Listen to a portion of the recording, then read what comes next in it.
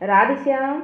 तो आज षष्ठ अध्यायर सारांश को जानिबा शेष भाग में। तो चलतु श्री भगवान कहते हे सुमुखी एबे मु षष्ठ अध्यायर महात्म्य कहूची जहाँ शुणिबा लोकंक पाई मुक्ति करत रगत होइथाए। गोदावरी कूଳରେ प्रतिष्ठानपुर नामक एक विशाल नगर अच्छी जेउठी मु पिस्पलेश नाम विख्यात। ये कहते जे कौटी कहते गोदावरी कूल एक प्रतिष्ठानपुर पौरण नामक एक विशाल नगर अच्छी जोठी मु पुष्पलेश नाम विख्यात। से ही नगर जानश्रुति नामक एक राजा रहुथिले जे कि भूमंडलर प्रजा मानक अत्यंत प्रिय थिले। जे कहउचंती सेठी एक जानश्रुति नामक एक राजा थिले जे कि भूमंडलर प्रजा मानकर अत्यंत प्रिय थिले। से राजा ताकर प्रताप मार्तंड मंडल प्रचंड तले समाज जना थिला। जे ताकर प्रताप मर्त्य मंडल रे प्रचंड तेज सम्मान जना पड़ुला। ताकर बहुत सम्मान जना पड़ुला। प्रतिदिन हेउथिबा तांको यज्ञर धूम पटल द्वारा नंद नवनर कल्प वृक्ष एक प्रकार कला पड़ी जाइथिले। सते जेपरी सेमाने राजांकर असाधारण दानशीलता देखि लज्जित हो जाती। तांकर यज्ञरे उपलब्ध पुरतांश पिठा और रस आस्वादन पाई सदा आसक्त हेबा कारण जगु देवता माने केबे हेले प्रतिष्ठानपुर त्याग करी बाहर को जाती नहीं। और तांकर दान समय रे जलर धारा प्रताप रूपी तेज एवं यज्ञर धूमरे पृष्ठ होई मेघ ठीक समय रे वर्षा करुथिला। सेई राजांकर अमଳରେ शस्यକୁ क्षति पहुँचाउଥିବା 6 प्रकार उपद्रव्य ପାଇଁ केउठारे मध्य टिकिए हेले स्थान मिलु नथिला। माने एतिकी ताकर होउथिला स्थान भी मिलु नथिला एवं स्वच्छनित सर्वदा प्रसार हेउथिला। बांफी कूप पोखरी ओ खोलाइबा बाहानारे प्रतिदिन से पृथ्वी भितरे थिबा निधि समूह अवलोकन करुथिले। एकदा राजा दान तप यज्ञ और प्रजा मानकर संतुष्ट ताकु नहीं स्वर्ग देवता मानकु तांको बर प्रदान करने को आसिले। माने राजा जतिकी तप जप जहाँ भी दान करुथिले प्रत्येक जिनस को संतुष्ट होइकी कौन करचंती स्वर्गर देवता माने तांको बर प्रदान करने को आसिले। से कमल माल और सम्मान सज्जित हंस रूप धारण करी आपणा डेणा हलाई हलाई आकाश मार्गरे उड़ीबा को लागिले। ओ बड़ चंचल उड़ुथिबा अवस्था सबु हंस परस्पर मध्य कथबार्ता होउथांती। एमानक मध्यरे भद्राश्व आदि 2-3टी हंस अति बेगरे उड़ी आगको चलीगले। सेतेबेले पछरे थिबा हंस माने आगरे जाउथिबा हंस मानकु समर्थन करी कहिले, अरे भाई भद्रशव तुमे क्षिप्र बेगरे अति आगको काहेकि चलीगल? एई पथ बड़ दुर्गम, तेणु आमे समस्ते सांग होई जिबा उचित। तुमको देखा जाऊ नाही कि एई समानरे पुण्यमूर्त महाराजा दानश्रुतिंक तेज पूज्य अत्यंत पुष्प रूपक प्रकाश हेउछंती। सेई तेजरे भस्म हेबा आशंका अछि, अतएव सावधान होई जिबा उचित। पछरे थिबा हंस माने एक कथा शुणी आगरे उड़ीथिबा हंस मानक हसिले एवं उच्च स्वरे सेमानक वाक्य उपेक्षा करी कहिले, अरे भाई ए प्रकार कहउचंती। तो कहउचंती अरे भाई राजा जानश्रुतिंकर तेज ब्रह्मनादि महात्मा रैक्यरंक तेज ठारू कौन अधिक तेजमय?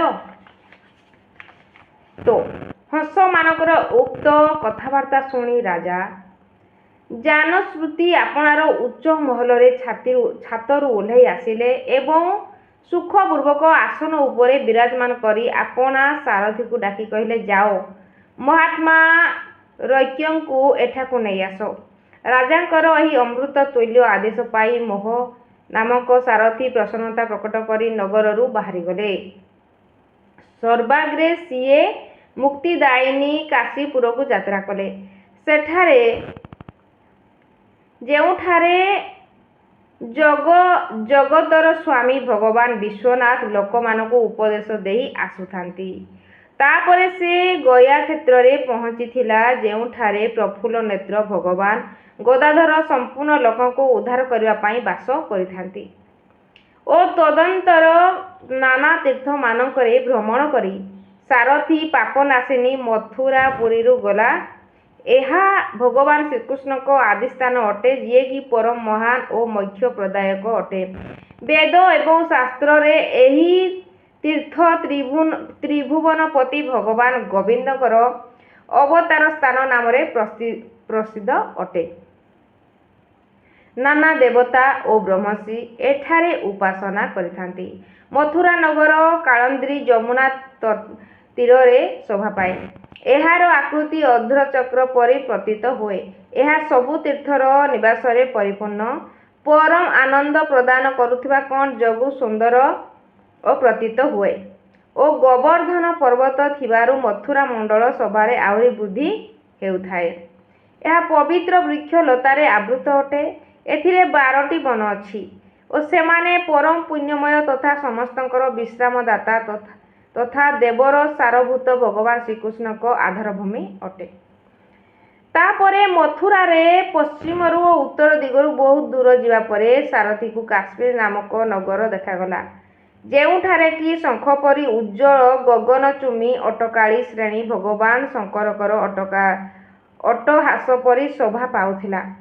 ଯେଉଁଠାରେ ବ୍ରାହ୍ମଣମାନଙ୍କ ଶାସ୍ତ୍ରୀୟ ଆଲୋଚନା ପୁଣି ମୂଳକ ମନୁଷ୍ୟ ମଧ୍ୟ ସୁନ୍ଦର ବାଣୀ ଏବଂ ପଦ ସମୂହ ଉଚ୍ଚାରଣ କରି ଦେବତା ସମାନ ହୋଇ ଯାଉଥିଲେ ଓ ନିରନ୍ତର ହେଉଥିବା ଯଜ୍ଞ ଧୂମରେ ବ୍ୟାପ ଓ ଆକାଶମଣ୍ଡଳ ବର୍ଷା ଧୋଇ ହୋଇ ଏହି ନିଜର କାଳିମା ଛାଡ଼ୁନଥିଲା ଓ ଉପାଧ୍ୟାୟ ନିକଟରୁ ଆସି ଛାତ୍ର ଓ ଜନ୍ମକାଳୀନ ଅଭ୍ୟାସ ଦ୍ୱାରା ସମ୍ପୂର୍ଣ୍ଣ କଳା ସମୂହ ସ୍ୱତଃ ପଢ଼ି ଯାଉଥିଲା ଏବଂ ମାଣିକେଶ୍ୱର ନାମରେ ପ୍ରସିଦ୍ଧ ଭଗବାନ ଚନ୍ଦ୍ରଶେଖର ଲୋକମାନଙ୍କୁ ବରଦାନ ଦେବା ପାଇଁ ନିତ୍ୟ ସେଠାରେ ନିବାସ କରୁଥିଲେ।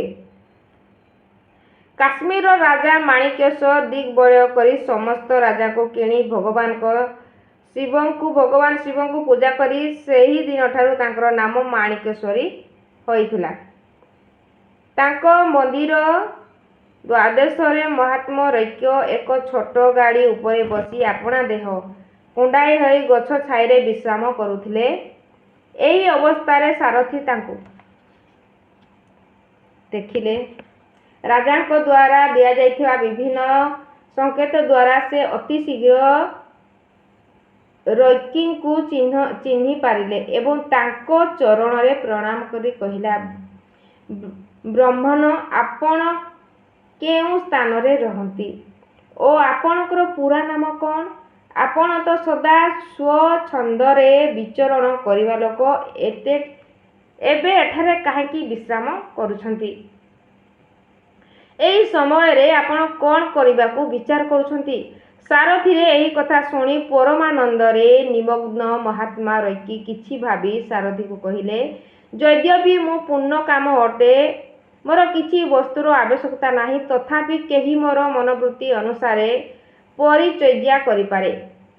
ରୈକ୍ୟଙ୍କ ହାର୍ଦ୍ଦିକ ଅଭିପ୍ରାୟକୁ ଆଦରପୂର୍ବକ ଗ୍ରହଣ କରି ସାରଥୀ ତୁନି ହୋଇ ରାଜାଙ୍କ ନିକଟରୁ ଫେରିଗଲେ। ସେଠାରେ ପହଞ୍ଚି ରାଜାଙ୍କୁ ହାତଯୋଡ଼ି ପ୍ରଣାମ କରି ସାରା ବିଷୟ ନିବେଦନ କଲା। ସେହି ସମୟରେ ସ୍ୱାମୀଙ୍କର ଦର୍ଶନ ଦ୍ୱାରା ତାର ମନ ବଡ଼ ପ୍ରସନ୍ନ ଥିଲା ଓ ସାରଥୀ କଥା ଶୁଣି ରାଜା ଆଶ୍ଚର୍ଯ୍ୟଚକିତ ହୋଇଗଲେ। ତାଙ୍କର ହୃଦୟରେ ରୈକ୍ୟଙ୍କୁ ସତ୍କାର କରିବା ଶ୍ରଦ୍ଧା ଜାଗ୍ରତ ହେବା ସେହି ଦୁଇ ଖଚ୍ଚର ଯୋଚା ଯାଚିଥିବା ଓ ଗାଡ଼ି ନେଇ ଯାତ୍ରା ଆରମ୍ଭ କଲେ। ସାଥିରେ ମୋତିର ଏକ ହାର, ଭଲ ଭଲ ବସ୍ତ୍ର, 1,000 ଦୁହାଳିଆ ଗାଈ ମଧ୍ୟ ନେଇଗଲେ। କାଶ୍ମୀର ମଣ୍ଡଳରେ ମହାତ୍ମା ରୈକ୍ୟ ଯେଉଁଠାରେ ରହୁଥିଲେ ସେଠାରେ ପହଞ୍ଚି ରାଜା समस्त वस्तु तांकु समर्पण करी भूमि रे पड़ी साष्टांग प्रणिपात कले। अत्यंत भक्ति रे साष्टांग होई पड़िथिबा राजा जानसूत्रंकर उपरे क्रोधरे जड़ी उठी रईकी कहिले, हे शूद्र, हे दुष्ट राजा अटु, तू कौन मो कथा जानु नाही? एई खबर जगी तो आपण को गाड़ी नहीं जाओ। ए वस्त्र मतीर आउ हार आउ ए दुहाड़िया गाई मध्य तू ही नहीं जा। एपरी आज्ञा देई रईकी राजा को मनरे भय उत्पन्न करदेले। सेतेबेले राजा साप पाइबा भୟରେ महात्मा रकी को दुई चरण धरी भक्ति पूर्वक कहिले, ब्राह्मण मो उपरे प्रसन्न हुअन्तु भगवान, आपणक ठारे एई अद्भुत महात्मा किपरि आसिला? प्रसन्न होई मते ठीक करी कहन्तु। रईकी कहिले, राजन, मु प्रतिदिन गीतारे 6 अध्याय जप करुछि ओ तद्वारा मोर तेज राशि देवता मानकर प्रति मध्य दुस्सह होई अछि। तापरे परम बुद्धिमान राजा जानश्रुति यत्नपूर्वक महात्मा रकी को गीतारे 6 अध्याय शुणी अभ्यास कले। एहा द्वारा तांकु मोक्ष प्राप्त हैला। रकी पूर्व परी मोक्षदायक गीतारे 6 अध्याय जप करी भगवान को माणिकेश्वर निकटरे आनंद मनरे रहिबाकु लागिले।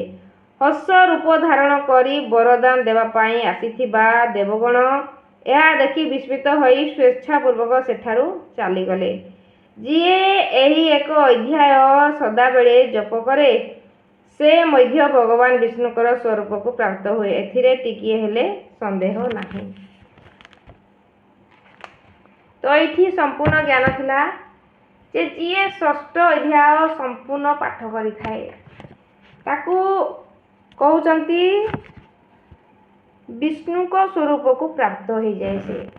से जे आपण को कह जाउची जे पुराण पढ़िबा निहाती दरकार। कारण जेतेबेले आपण पढ़ुचंती श्रीमद् भगवत गीता भगवान को वाणी को संपूर्ण रूप से निज जीवन में धारण करंतु। कौन कहउचंती, कौन उपदेश दउचंती और पढ़िबा द्वारा बहुत सारा लाभ मध्य से कथा को आपण निहाती धारण करंतु और आपण को आखपाखर लोक को मध्य कहतु गीता पढ़ापी। पढ़ी न पढ़ले वीडियो माध्यम शुणापी, शुणिले आपंकर पाप क्षय हो जाए। तो वीडियो जदि पसंद आसी लाइक शेयर सब्सक्राइब आपण मैंने निहाती करेंगे। राधेश्याम।